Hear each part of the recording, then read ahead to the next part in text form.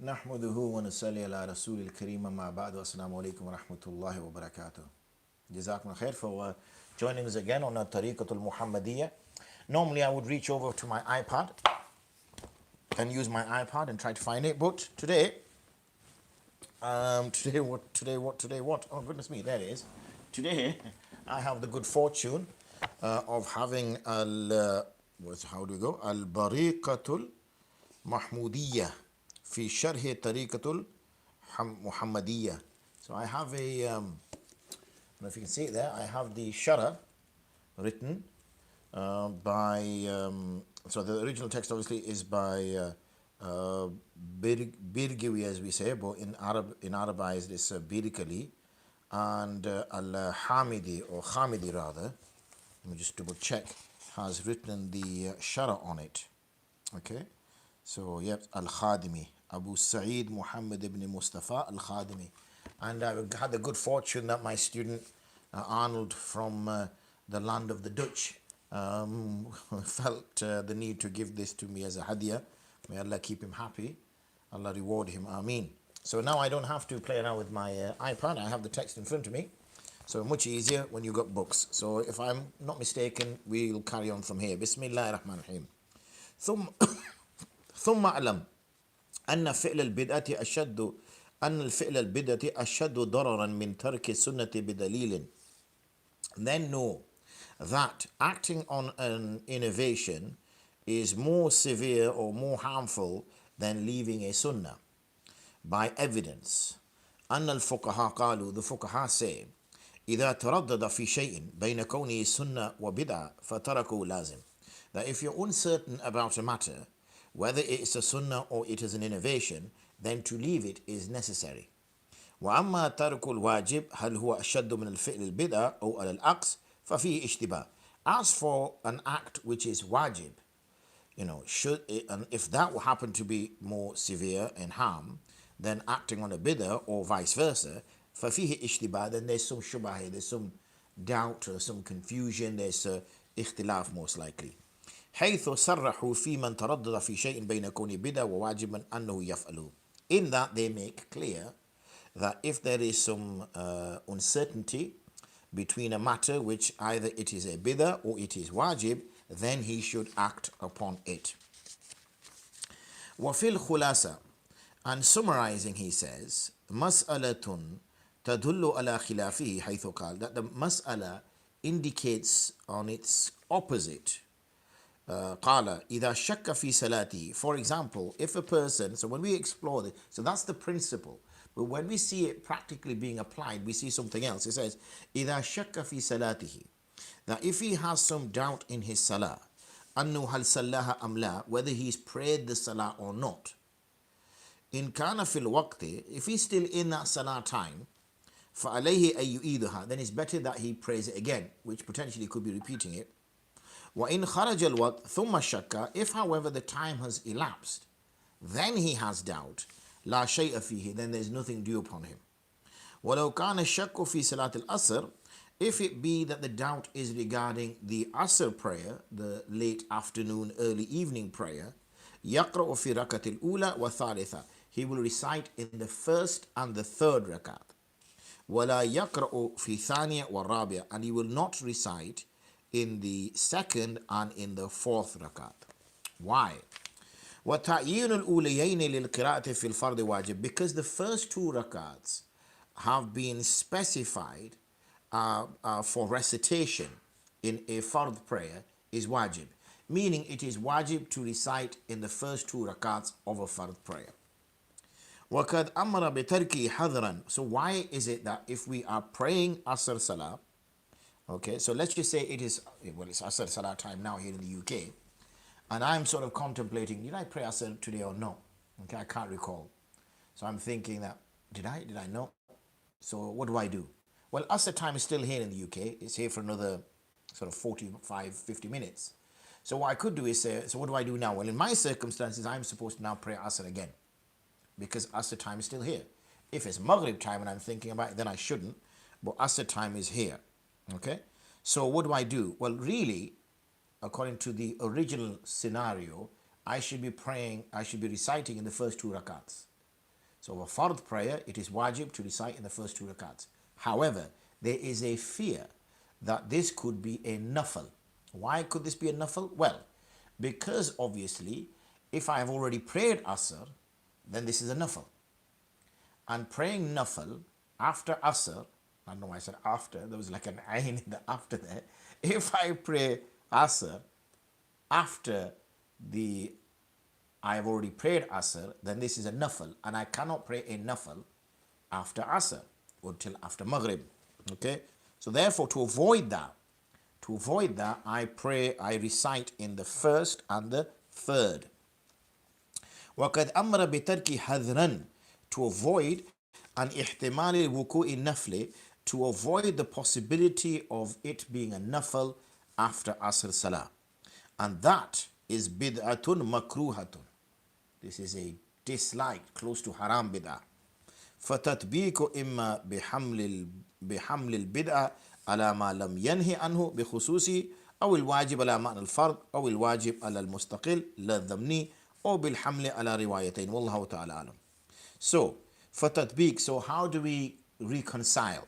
So the reconciliation here is either by considering the bid'ah upon something which has not been prohibited from specifically, that's why we do it, or al-wajibu ala ma'na al-fard, that the wajib is in the meaning of fard, or al-wajibu ala mustaqil, that the wajib is upon something which is when you pray it alone, la dhamni, not when you're associating or linking with something else, or bihamli ariwayatain, or by considering both narrations.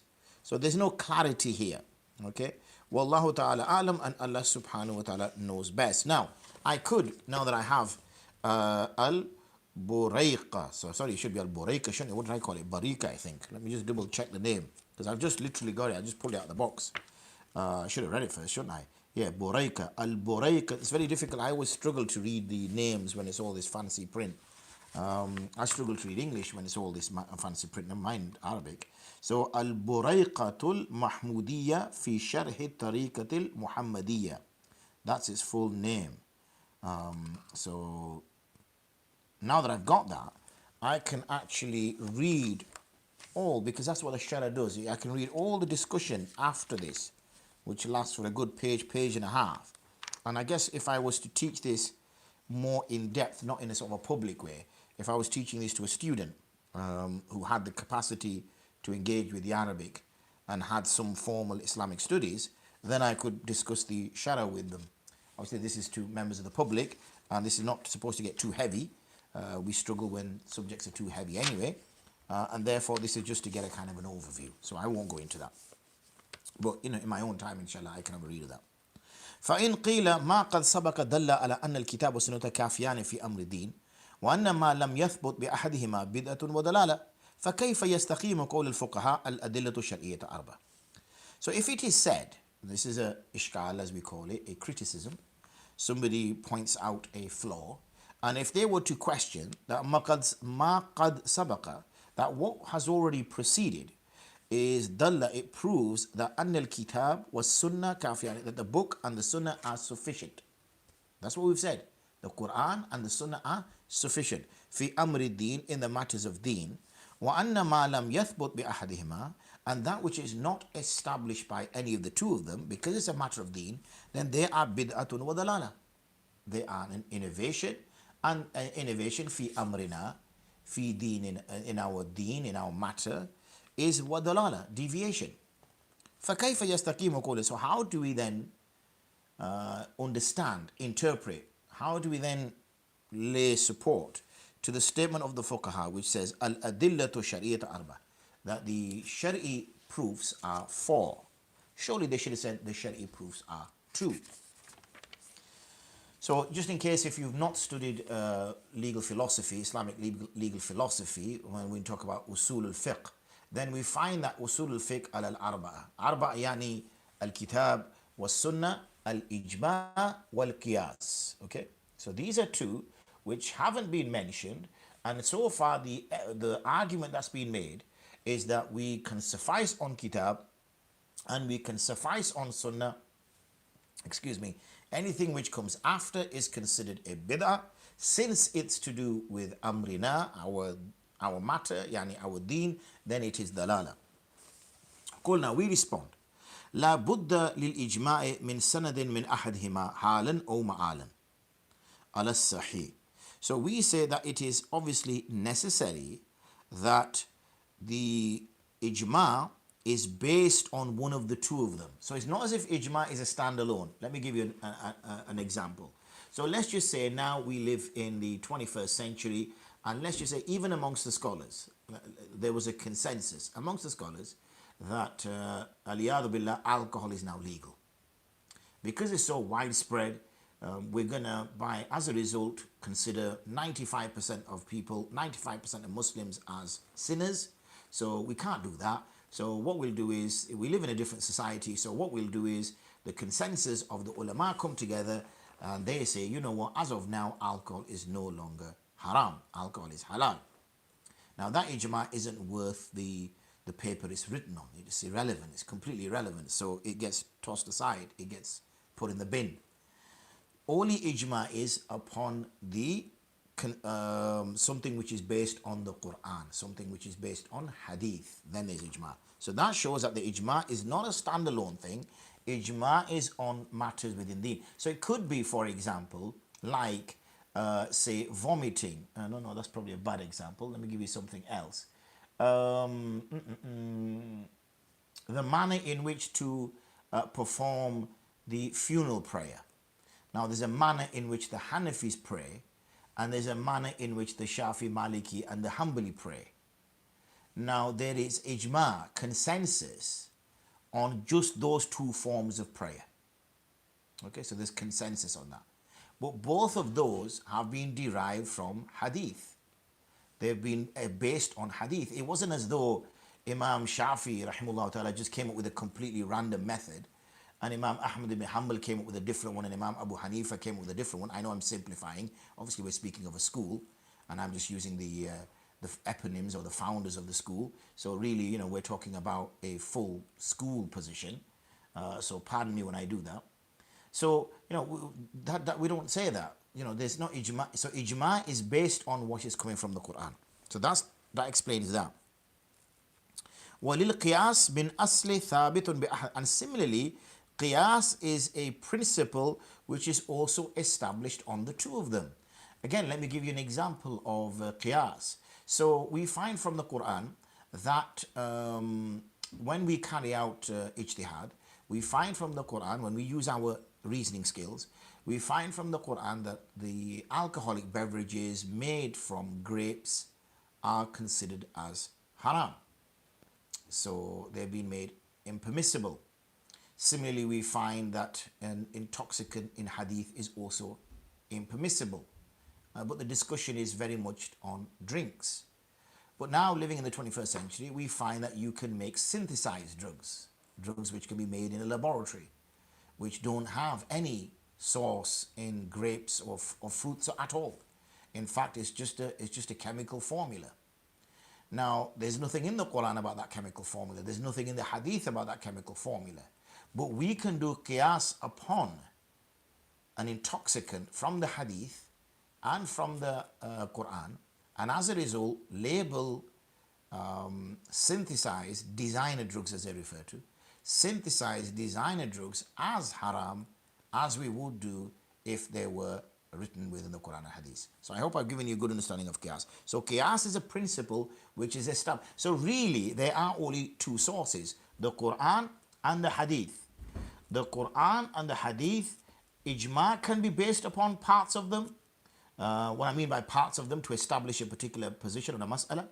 And similarly, when it comes to qiyas, qiyas is a derivation from them. Or you could even say, maybe not a derivation, but an extrapolation. So we extrapolate from there. Take the principle and apply the same principle to another matter. فَإِنَّهُ مُظْهِرٌ لَا So qiyas is something which is making something apparent. It is not establishing anything.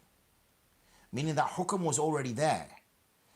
So again, if we go to the designer drugs and its basis on alcohol beverages, then the designer drugs were haram anyway. Why? Because Allah subhanahu wa ta'ala had made the intoxicant drinks haram. And we find that the illah is because it intoxicates. It's not because it's a drink. It's not because it's a fruity flavor. It's not because it's sweet. It's not because it's a certain color. It's not because it's a liquid. Whenever we look at all the different aspects of an alcoholic beverage, and the reason why Allah has made it impermissible is because it intoxicates. So if we find something which khamar, yukhamiru, something which impacts on the mind, and we find that that same concept exists in the designer drug, then that designer drug also will be considered as haram. Now that was already there, but it took our reasoning, it took syllogistic reasoning to determine that that was also impermissible. So it makes something apparent, it doesn't establish anything. فَمَرْجِعُ الْأَحْكَامِ وَمُثْبَتُ إِثْنَانِ فِي الْحَقِيقَةِ. So as for the root of the rulings, and as for what rulings are established upon, then there's no doubt that in reality there's only the two, yani Al-Quran and Sunnah. فظهر من هذا أن ما يدعي بعض المتصوفة في زماننا إذا أنكر عليهم بعض أمورهم مخالفة للشرع الشريف أن حرمة ذلك في العلم ظاهر وأنا أصحاب العلم الباطن وإنه حلال فيه وإنكم تأخذون من الكتاب وإنا نأخذ من صاحبه محمد صلى الله عليه وسلم فإذا أشكل علينا مسألة استفتيناها منه فإن حصل قناعة فيها وإلا رجعنا إلى الله تعالى بالذات فنأخذ منه وإنا بالخلوة وهمة شيخنا نصل إلى الله تعالى فتنكشف لنا العلوم فلا نحتاج إلى الكتاب والمطالعة والقراءة على الأستاذ وأن الوصول إلى الله تعالى لا يكون إلا برفض العلم الظاهر والشرعي. So now he gets into an interesting discussion.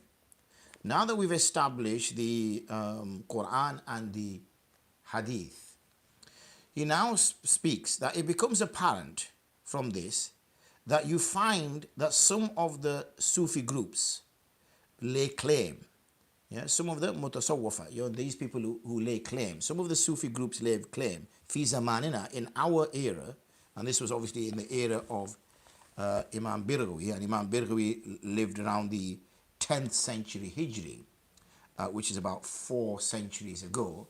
So that would be whatever way of the 21st, so around the 17th century, if my maths works out well. If not, you know which one it is. And that he says that if somebody was to object on some of the matters, okay, which go against the Sharia, إِذَا أَنْكَرَ عَلَيْهِمْ بَعْضُ أُمُورِهِمْ, so somebody objects to some of their practices that oppose the Shariatul Sharif.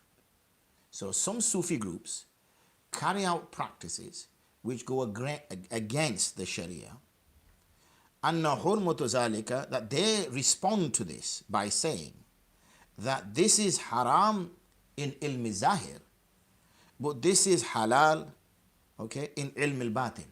We are ashab ilm al-batin.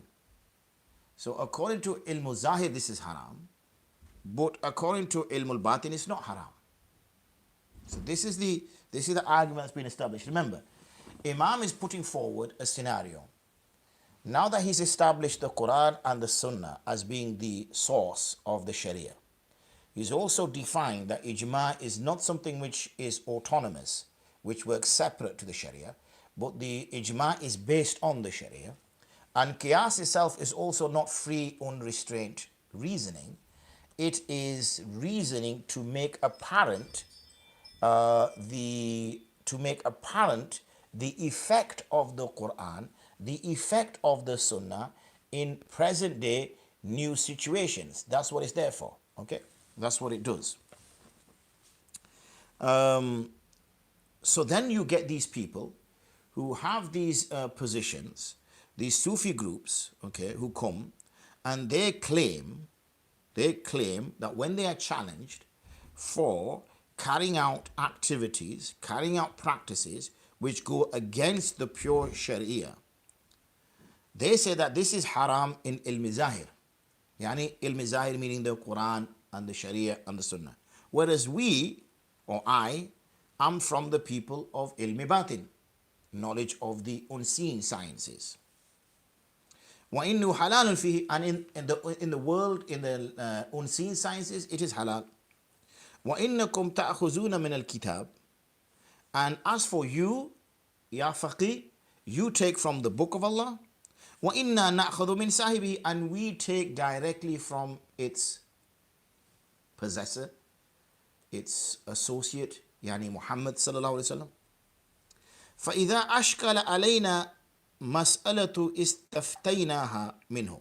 So if somebody challenges us, or if a particular matter proves difficult, then we seek a fatwa from him.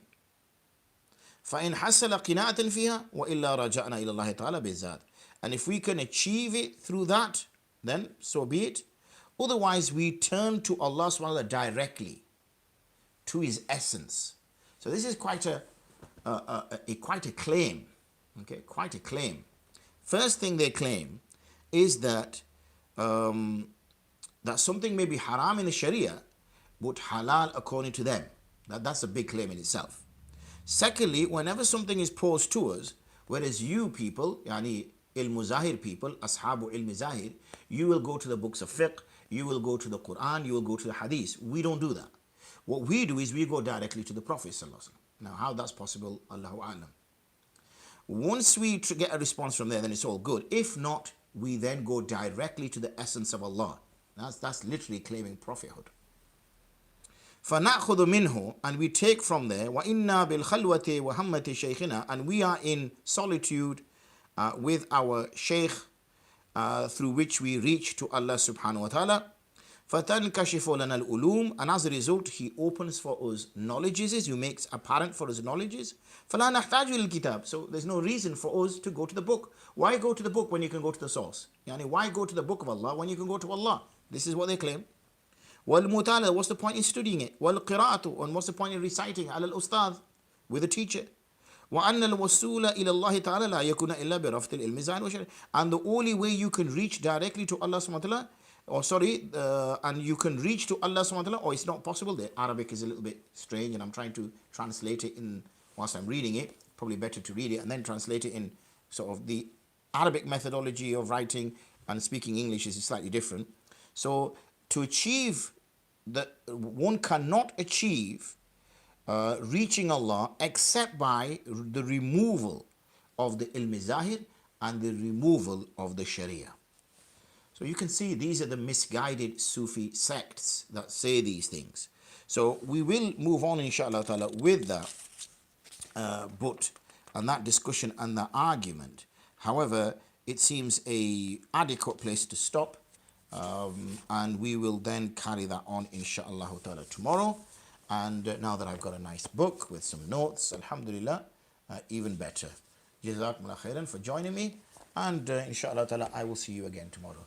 Wa akhir da'wana alhamdulillahi rabbil alameen. Assalamu alaikum wa rahmatullahi wa barakatuh.